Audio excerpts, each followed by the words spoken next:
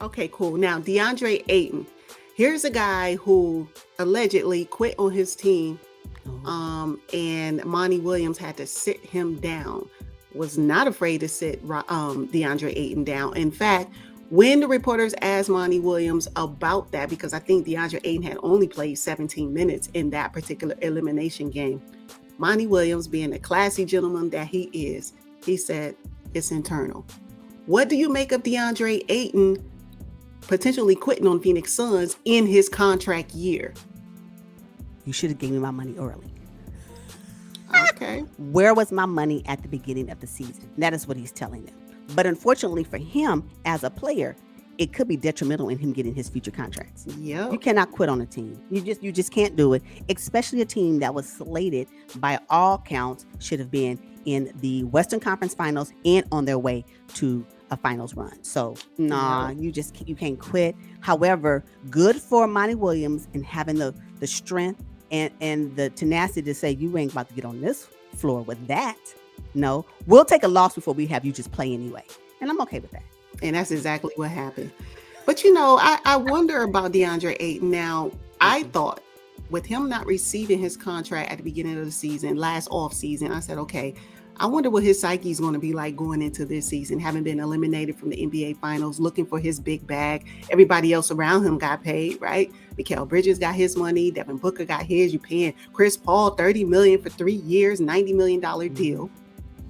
So I said, okay, Deandre Ayton appears to be handling this in an adult fashion. Yeah. But for him to not show up in the playoffs and to allegedly quit on his team, I think it really, really is going to hit him financially. It might even be similar to what happened to what's your boy from Houston, the one who was with the Lakers with the, oh my God, what is his name?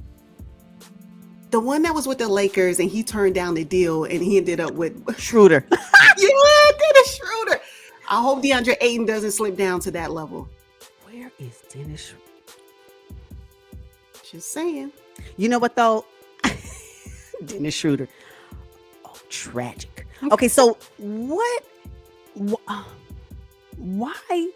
This tells me that the Phoenix Suns saw something in Deandre Ayton that they weren't sold on.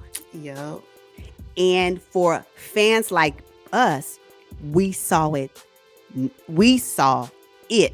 now with the way he quit, in essence, and, or didn't play or whatever, didn't show up or became invisible. You give me the term, he wasn't there, right? I think that the Phoenix Suns saw something in that and they weren't willing to invest. But at the top of the season, we was like, how dare you not? What? But there was something already internally going on that we didn't know about.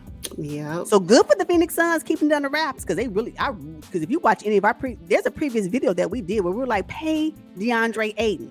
Yeah. And the Phoenix Suns was like, nope, not until we see, and they didn't see it. And so they're like, nope, we're not paying you. That's exactly what it was. And I don't see him being a Phoenix Sun next season. It doesn't make sense. Man. With Chris Paul aging and you lose DeAndre Ayton too, they're going to be starting from essentially scratch again. And it's okay. It's time for a rebuild. When should they rebuild? When should they rebuild? When? You think they're gonna run this back again? They can't run it. They've already run it back. They already ran it back, and look where it got them. Yeah, a second round exit. So it's time for them to start anew. And there's going to be some players that will not be there next season that were a part of these 2 years that were really had a positive impact in the postseason in 2021 and a great 2022 regular season run that we just won't see again on the Phoenix Suns roster. Yep.